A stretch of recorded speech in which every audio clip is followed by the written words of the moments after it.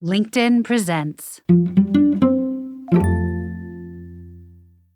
China accounts for about 2 of every 3 electric cars sold on the planet. Now, with huge cost and scale advantages, China is exporting cars to places like Germany and Mexico. That's why Europe and the US have rushed to put in place tariffs to keep Chinese EVs out. That eventually, consumers will start to demand these cars. They will have to compete on their own.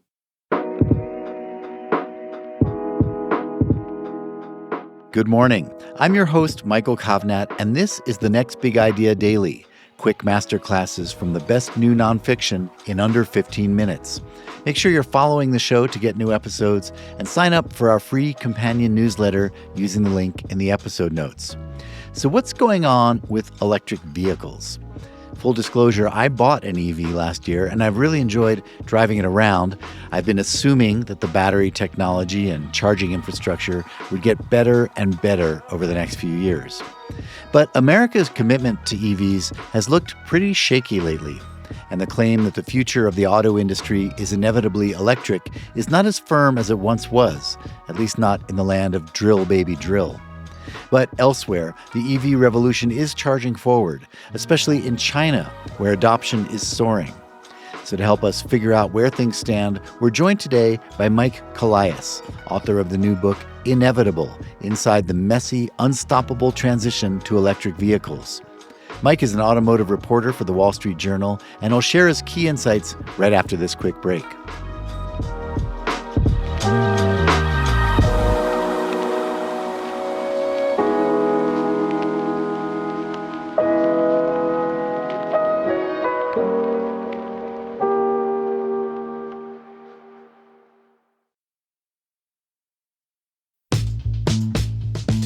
Hi, my name is Mike Callias, and my new book is called Inevitable, Inside the Messy, Unstoppable Transition to Electric Vehicles.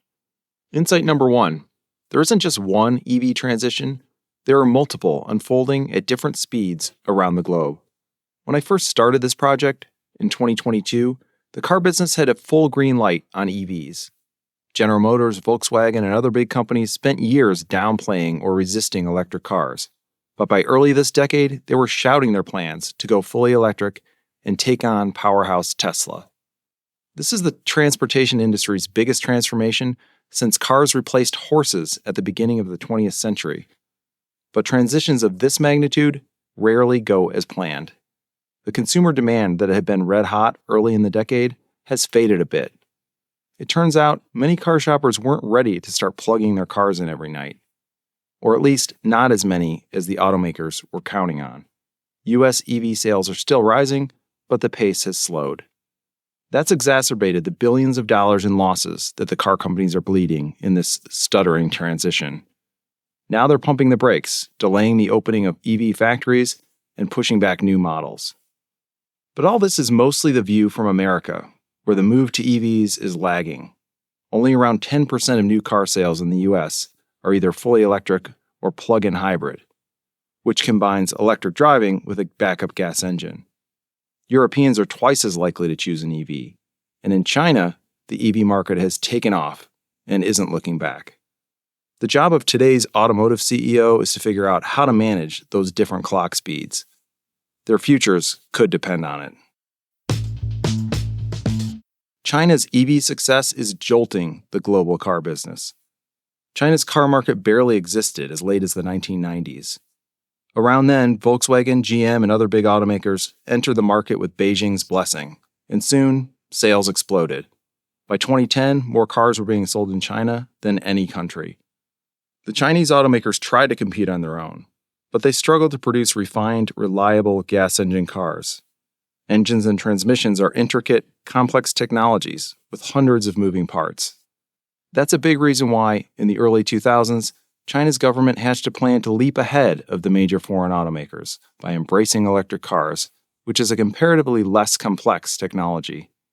Beijing was placing a massive bet that the GMs, Fords, and BMWs of the world would be unwilling to abandon their gas engine cars to compete on electrics.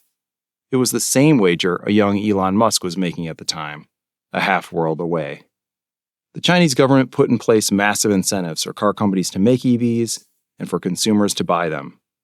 They invested across the supply chain, from the raw materials needed for batteries to roadside EV chargers. Today, many Chinese car brands are turning out quality, stylish, and affordable electrics. China accounts for about 2 of every 3 electric cars sold on the planet. Now, with huge cost and scale advantages, China is exporting cars to places like Germany and Mexico. That's why Europe and the US have rushed to put in place tariffs to keep Chinese EVs out. That eventually, consumers will start to demand these cars. They will have to compete on their own. Car makers are trying to tackle high EV costs. So far, they're losing. In 2022, a few dozen Ford engineers and executives gathered in an empty warehouse near the company's headquarters in Dearborn, Michigan. They were there for an autopsy. CEO Jim Farley wanted a gut check on how Ford's EV efforts were going relative to Tesla, and what he found made him furious. On one side of the warehouse was parked Ford's electric Mustang Mach-E. On the other, a Tesla Model Y. Both looked sporty and sleek. But then engineers began dismantling each, piece by piece. That revealed big differences. There were considerably more guts from the Ford than the Tesla. Extra bolts, way more wiring. All that extra stuff adds needless weight, and weight reduces driving range. Swapping out the innards of a car from engine and transmission to battery and motors is like a combo heart and lungs transplant. And the stuff the automakers need for the transition to EVs, things like batteries, motors, and electronics, generally isn't the stuff that they're good at. Car companies are betting that costs will fall and they'll be able to profit handsomely as the world switches over to electrons. But for now, the relatively high cost of batteries is a major barrier to a faster transition. US EV prices are stuck around 10 to 20% higher than comparable gas-powered cars. That's a major hang-up for car shoppers who are still nervous to make the leap. Can the automakers figure out how to make these EVs at a profit? It's an existential question. Dude, where's my charger? If high prices are one major impediment to electric car adoption, the other is charging. Many people simply don't trust that they'll be able to find chargers where and when they need them. The US charging network can be patchy and unreliable. Sometimes even when you find one, it might not work properly. But it's widely variable. Within and between major cities, there's a good chance you'll find what you need. In more rural areas, not so much.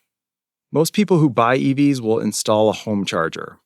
Those replenish the battery many times faster than simply plugging into a normal outlet. It costs $1,000, and often more if your garage wiring needs an upgrade. Once in place, though, home charging solves most needs for most people. Nearly all the EVs on sale in the US have driving ranges of at least 225 miles, and 300 plus has become more common. That's more than enough juice for most commutes, with plenty to spare for running errands and shuttling kids to practice. Most EV owners routinely get through a typical week without any need to charge away from home. Once they need to leave town, though, for a business trip or a weekend getaway, things can get complicated. The chargers available along highways are typically the fastest types, some able to refill 100 miles of range within a half hour. That's the part of the network the federal government is investing billions to build out. Even with fast chargers, replenishing a spent battery can take an hour or more. That requires a big mindset shift. Until road trip charging becomes almost as quick and straightforward as in a gas-powered car, a significant percentage of Americans will likely shy away from going electric. Despite all those challenges, the EV transition appears inevitable. When you get the price and charging infrastructure right, the buyers will come. Just look at China. Nearly half of all vehicle sales are EVs or plug-in hybrids, 5 times the rate of the US. China's emergence as an EV powerhouse is worrying auto CEOs from Detroit and Tokyo to Germany. Even if EVs aren't taking off in their home markets, car makers continue to invest, fearing they'll fall behind the Chinese. For another clue where the market is headed, consider hybrid cars. 20 years ago, the Prius hybrid was for environmentalists and virtue-signaling celebrities. Today, it's just another option in the showroom, one that gets 30 or 40% better gas mileage. it's likely that normalizing effect will happen for EVs too. There's one final aspect that might be most important of all. People who go electric tend to love it. Go ask a Tesla owner what they'll buy for their next car. Historically, at least 8 out of 10 say another Tesla. EVs are quick, quiet, and easily updatable. As the Wall Street Journal car critic Dan Neal quipped in a 2024 column, after a few miles in an EV, going back to internal combustion feels like returning to whale oil lamps. Thank you, Mike. All right, listeners, you can get a copy of Inevitable wherever you get your books. And make sure you're subscribed to the Next Big Idea Daily feed, because this week we're going to talk about the science of conversation, the dangers of wildfire, and the potentially transformative power of microdosing psychedelics. I'm Michael Kovnat. Hope to see you tomorrow.